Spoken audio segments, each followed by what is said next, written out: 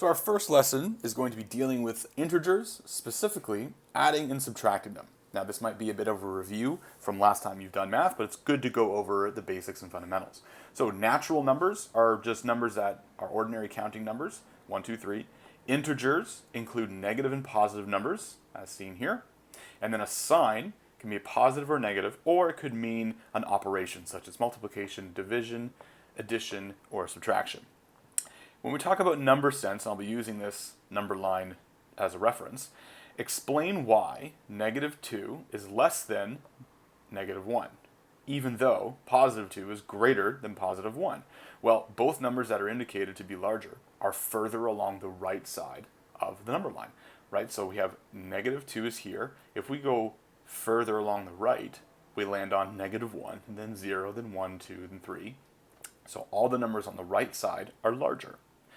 So 0 being a negative or positive number, it is neither. It is right in the middle of both negative and positive numbers.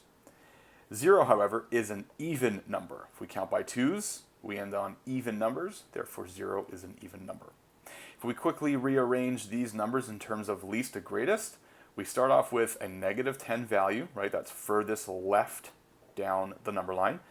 Then as we go to the right, we come across negative 6, then negative 2, negative 1, 2, and then 8. So real life examples of negative numbers include basically money or any kind of temperature. And then two opposite integers, 16 apart on a number line. Well, we'd have negative 8 and we increase or remove 16 units to the right, we would end up on positive 8, right? So they are the exact same numbers.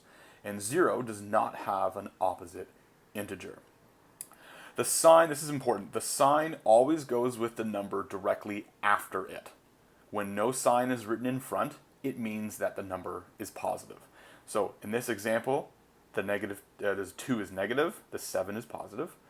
In this example, the 3 is negative, the 4 is also negative. And in this example, the 8 is positive, and the 5 is negative, because that has the sign directly in front of it being negative. If you write two signs together, put a bracket around the second one. We do not write like this, right? So that would be considered bad form, right? So we put a bracket around this second number here, including the sign. So quick add and subtract examples. Negative 8 minus 6 simply means we start at negative 8 and then we take away 6 from it. So we actually go down the number line to the left. So we would end on negative 14. If I start at 14 and I take away 20 from it, well, we end up at negative 6. If I start at negative 14 and I add 20, I end at positive 6. When we have a bunch of different integers, such as positive and negative, I like to bring all of my positives to one side and all of my negatives to the other. You don't have to do this, but it just kind of clears things up a little bit. So all of my positive values, I have a positive 6, I have a positive 10, I also have a positive 2. There's no sign here, but we know that it's positive. My negative values include negative 6 and negative 8. Once I've arranged this, I can then easily perform the math. 6 plus 10 plus 2 gives me 18, minus 6 minus 8. You can do this operation first. I just went 18 minus 6. I end up with 12 minus 8. I end up with a value of 4. Same idea over here.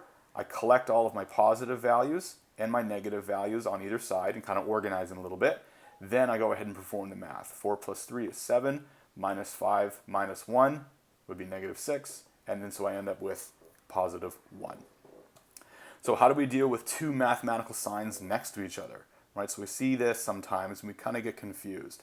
So if we have a minus and in brackets positive, or if we're subtracting a positive, then we can just write it as subtraction. So for example, 3 minus positive 1, well, I'm taking away a positive 1 from the 3, I can just write it as 3 minus 1. Same thing as if we're adding a negative. We can just write it as negative. So if I have 3 and I'm going to add a negative 1, well, I'm essentially taking away something from it, so I just write it as 3 minus 1. Two positives, that one's pretty straightforward. We're adding positives, that just stays positive. If we have two negatives, this is where it gets tricky. We can just write it as positive. So if I have 3 and I'm taking away a negative 1, that's the same thing as saying I'm adding 1.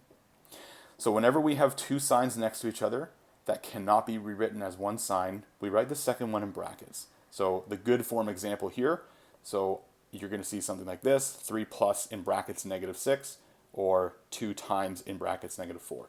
We don't want to write it like this over here in bad form. So a couple examples, -2 minus in bracket -4. Well, I know by my double sign rules that we just went over, that's the same as writing +4. So -2 plus 4 gives me a value of 2. 3 plus 8 plus in brackets -5. Well, I know that here, this combo of adding a negative is the same as just subtracting. So 3 plus 8 minus 5 is 11 minus 5, gives me value of 6. And the last example here, -20 minus in brackets -10 plus in brackets -35 minus in brackets 20. I'm just going to rewrite the signage as I see it. So my -20 stays. Subtracting a negative becomes a positive, so this becomes +10. Adding a negative becomes subtraction. Subtracting a negative becomes a positive. So I've rewritten this equation with the signs and kind of clean that up a little bit. Now I go ahead and perform the math. -20 plus 10 minus 35 plus 20. I have -10 minus 15, and I end up with -25.